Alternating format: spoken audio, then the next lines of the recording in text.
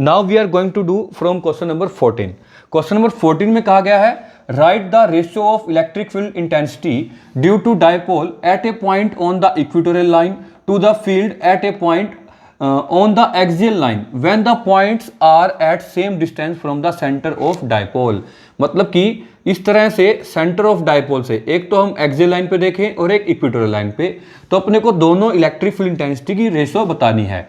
तो पहले अपने को देखो क्या दे रखा है, find the ratio of electric field intensity at any point on axial line. पहले इक्वेटोरियल लाइन दे रखा है तो हम क्या रखेंगे ऊपर ई इक्वेटोरियल बाय ई एक्सियल, ई इक्वेटोरियल बाय ई एक्सियल, ये अपने को फाइंड करना है। बच्चों इसका फार्मूला क्या होता है 2kp बाय आर क्यूब। इसके लिए क्या फार्मूला होता है kp बाय आर क्यूब। इसको आप सोल्व करते हो, आर क्यूब से आर क्यूब कैंसिल, p से p कैंसिल, k से k कैंसिल। तो जो ई इक्वेटोरियल होता है बच्चों, अगर हम इसको वहां ले जाएं तो वो क्या बन जाएगा ई एक्सियल बाय 2 होता है। ये अपना आंसर आ गया। और अगर डिटेल में हम इसको और समझना चाहें वेक्टर फॉर्म में, तो यहाँ एक नेगेटिव साइन आएगा। इसके लिए आपकी थ्योरी के कंसेप्ट अच्छे होने चाहिए कि electric field intensity axial line पे तो डायपोल मोमेंट की डायरेक्शन में होती है और electric field intensity equatorial point के ऊपर अपोजिट टू डायपोल मोमेंट होती है। तो इस रिलेशन से आपस में क्या होते हैं, अपोजिट होते हैं। नेक्स्ट है बच्चों draw equipotential surface for a dipole. किसी भी एक डायपोल के लिए इक्विपोटेंशियल सरफेस ड्रॉ करने हैं। डायपोल होता है बच्चों इस तरह से, एक पॉजिटिव चार्ज और एक नेगेटिव चार्ज। तो अपने को पता है इक्विपोटेंशियल सरफेस क्या होते हैं, जहां पे पोटेंशियल सेम हो। तो डायपोल की इक्वेटोरियल लाइन के ऊपर नेट पोटेंशियल 0 होता है। कैसे होता है वो आप अभी भी देख सकते हो। अगर मैं कह दूं यहां पर पॉजिटिव चार्ज का पोटेंशियल कितना होगा, तो हम देखेंगे k क्यू बाय, मान लो डिस्टेंस x था, k q by x। Negative का कितना होगा, तो ये डिस्टेंस भी x होगा, k q by x minus का सॉरी, हम यहाँ पर नेगेटिव साइन इसलिए लेंगे बच्चों क्योंकि जो पोटेंशियल है वो एक स्केलर क्वांटिटी है। दोनों को ऐड करोगे तो 0 आ जाएगा। तो इस पॉइंट पे पोटेंशियल कितना है 0, ऐसे इस पॉइंट पे भी कितना होगा 0, ऐसे इस पॉइंट पे भी कितना होगा 0।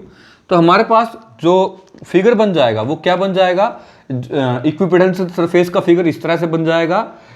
एक तो हम पहले इंडिविजुअल चार्ज के इक्विपोटेंशियल सरफेस बना देंगे। मान लो ये पॉजिटिव चार्ज था, इसके लिए इक्विपोटेंशियल सरफेस ये नेगेटिव चार्ज के लिए इक्विपोटेंशियल सरफेस, इनके बीच में हम एक लाइन लगा देंगे। ये लाइन शो कर रही है, ये एक प्लेन सरफेस बना देंगे। ये सरफेस शो कर रहा है कि इसके किसी भी पॉइंट पे हम देखेंगे पोटेंशियल क्या होगा 0। और ये हमने कौन से बनाए हैं, स्फीयर, जो किसी भी पॉइंट चार्ज की वजह से स्फेरिकल इक्विपोटेंशियल सरफेस होते हैं। तो हमने पॉइंट चार्ज का भी इसमें दिखा देना है और ये वाला भी दिखा देना है। नेक्स्ट बढ़ते हैं बच्चों। अगर किसी दिन ना मुझे टाइम लगा तो इसके ऊपर एक अलग से वीडियो बनाऊंगा। इनके अंदर स्पेसिंग का भी एक अलग से मायने होता है, लेकिन अभी इतनी डीप नहीं जा रहे, आपको इस तरह से बना लेना है। बट बच्चों कभी आपको भी टाइम लगे और डाउट लेना तो अच्छा डाउट है कि ये जो फिगर है इनके बीच में स्पेस को कुछ हमने ध्यान में रख के कम ज़्यादा स्पेस करना होता है। अभी आप यही ड्रॉ करिए। नेक्स्ट है एन अनचार्ज कंडक्टर ए। वो कह रहे हैं कि एक अनचार्ज कंडक्टर है मतलब ए, उसको है ना किसी और, इसको एक स्टैंड पे रख दिया गया, स्टैंड पे रख के और किसी एक इंसुलेटेड कंडक्टर के पास near charge insulated conductor be. दोस्तों चार्ज इंसुलेटेड कंडक्टर का मतलब इस तरह से पूरा ये चार्ज है। इंसुलेटेड का मतलब बच्चों इस पे इंसुलेशन करा गया, कवरिंग लगाई गई है कोई। और अपने से पूछा what happens to the charge and potential of B. इस पे कुछ चार्ज था बच्चों, ये देखो ये क्या है, अनचार्ज है।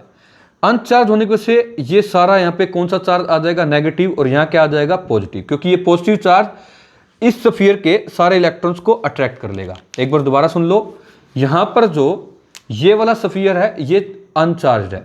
इस पॉजिटिव चार्ज की वजह से यहाँ पर सारे इलेक्ट्रॉन्स आ जाएंगे और इस साइड क्या आ जाएगा, सारा पॉजिटिव चार्ज। तो माय डियर स्टूडेंट्स ये बताइए क्या बी स्फीयर के चार्ज पे कोई फर्क पड़ा, क्या चार्ज पे कोई इफेक्ट पड़ा, नहीं पड़ा। तो इसलिए चार्ज पे क्या रहेगा, कोई भी इफेक्ट नहीं होगा, चार्ज सेम रहेगा। बट इसका पोटेंशियल देखो बच्चों, पोटेंशियल स्केलर क्वांटिटी है, अभी हमने लास्ट क्वेश्चन में डिस्कस किया था। तो पोटेंशियल होता है k/r।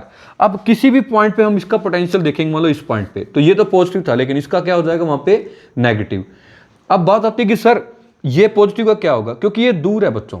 ओवरऑल हम देखेंगे इस सिस्टम में इसका डिस्टेंस इसके कंपैरिजन में कम है, तो ओवरऑल पूरे सिस्टम का जो पोटेंशियल होगा वो क्या हो जाएगा, डिक्रीज। दोबारा सुन लीजिए, पोटेंशियल एक स्केलर क्वांटिटी होता है, किसी भी पॉइंट पे देखेंगे इसका डिस्टेंस ज़्यादा होने से इफेक्ट क्या हो जाएगा, कम।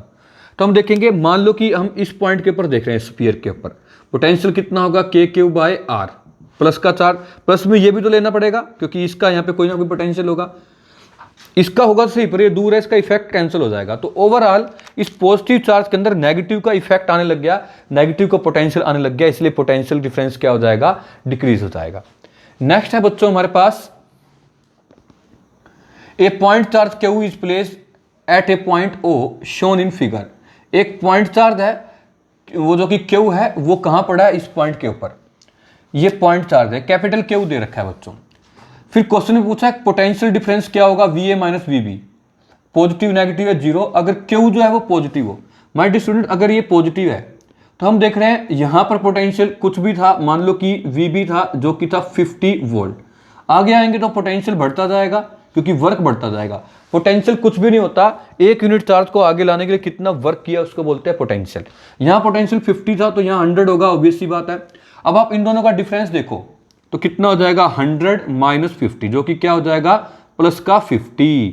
तो अभी हमारे पास आंसर क्या आ जाएगा, जब ये चार्ज Q जब पॉजिटिव होगा तो VA माइनस VB भी क्या होगा, ग्रेटर देन 0, मतलब पॉजिटिव होगा।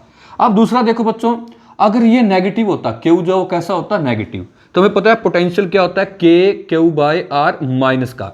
अभी जस्ट लास्ट क्वेश्चन में मैंने इस चीज का जिक्र किया था। तो हम देखते हैं यहाँ पोटेंशियल -100 होता है और यहाँ क्या होता है, -50।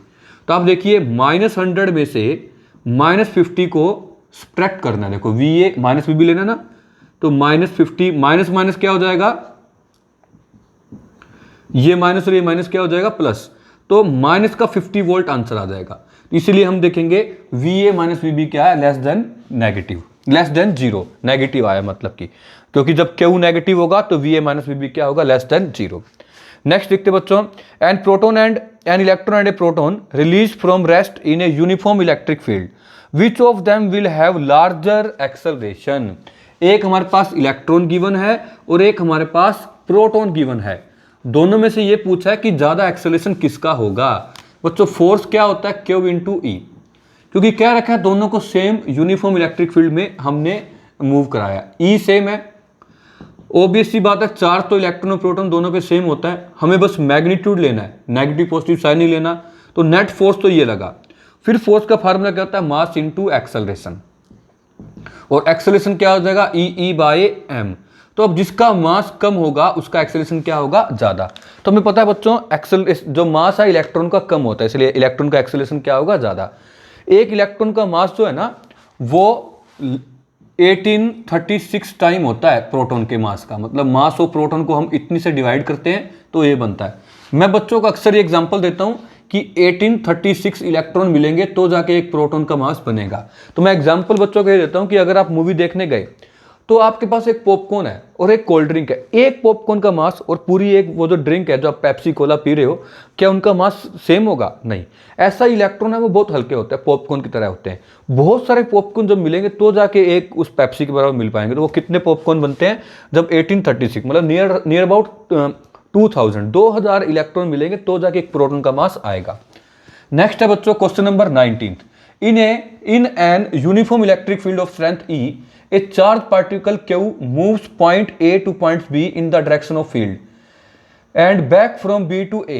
Calculate the ratio of work done by the electric field in taking the charged particle from A to B and B to A. इसका आंसर आएगा बच्चों 1:1, क्योंकि इलेक्ट्रिक फील्ड एक कंजर्वेटिव फोर्स है। कंजर्वेटिव फोर्स के लिए पाथ पे कभी वर्क डिपेंड नहीं करता। हम क्या देख रहे हैं, ऊपर ले जाएं या नीचे, तो हम देखेंगे जितना वर्क पोजीशन में चेंज आया उतना ही नीचे से ऊपर जाने में जो पोजीशन चेंज आई, ऊपर से नीचे आने में भी वही पोजीशन चेंज हुई, तो वर्क डन सेम होगा। बात आती है कि सर ये कंजर्वेटिव फोर्स क्या होता है, ये अच्छे से समझाना जरा। कंजर्वेटिव फोर्स वो होते हैं बच्चों जितना हम वर्क करें में वापस दे दे। जैसे कि मैं कह दूं ये मार्कर है, मैं इसको ऊपर उठा रहा हूं, छोड़ते ये नीचे जाएगा, ये किस फोर्स की वजह से गया, ग्रेविटेशनल फोर्स की वजह से। तो ग्रेविटेशनल फोर्स एक कंजर्वेटिव फोर्स है, जितना हम वर्क करते हैं उतना वापस मिलता है। जैसे कि आप पुल पे साइकिल चलाते हो, पुल पे साइकिल चलेगी, वहां से आप पैडलिंग मारनी छोड़ देते हो, पैडल करना छोड़ देते हो, तो साइकिल अपने आप नीचे आती है कि नहीं, तो जितना वर्क हम करा हमको वापस मिलता है। तो ये कंजर्वेटिव फोर्स है। ऐसे ही आप समझ लो कि एक पॉजिटिव चार्ज था, इसके पास मैं कोई दूसरा पॉजिटिव चार्ज लेके आ रहा हूँ ठुस, तो यहाँ छोड़ते ही क्या होगा, वो एकदम से वापस आएगा। तो अपने को समझ आ गया कि जो इलेक्ट्रोस्टैटिक फोर्स है वो कंजर्वेटिव फोर्स है। मैं एक एग्जांपल देता हूँ कि नॉन कंजर्वेटिव फोर्स क्या होते हैं। जैसे कि स्प्रिंग भी कंजर्वेटिव फोर्स में आता है। फ्रिक्शन होता है, देखो अभी किसी बच्चे ने एक बॉक्स लिया, बॉक्स लेके क्या किया, एक पॉइंट से जाके 2 किलोमीटर तक उस बॉक्स को मूव करता गया, क्या बॉक्स को छोड़ेगा तो वापिस आ जाएगा वो अपने आप? नहीं, तो फ्रिक्शन के अगेंस्ट दोबारा वर्क करना होगा। अगर बॉक्स हम एक पॉइंट से यहां ले गए हैं तो अपने को वापस भी लेके आना पड़ेगा। मान लो जाते टाइम हमने 20 जूल वर्क किया तो आते टाइम भी 20 जूल करना पड़ेगा। तो हम देख रहे थे ये कंजर्वेटिव फोर्स नहीं है। लेकिन अपने को ये पता है कि जो इलेक्ट्रिक फील्ड के अंदर, मतलब जो इलेक्ट्रिक फील्ड के अगेंस्ट हम वर्क करते हैं तो वो कैसा होता है, कंजर्वेटिव नेचर का। तो इसलिए हम कहेंगे जो रेशो आएगी वो क्या आएगी, 1:1। ऑलवेज ये चीज अपने को याद रखनी है।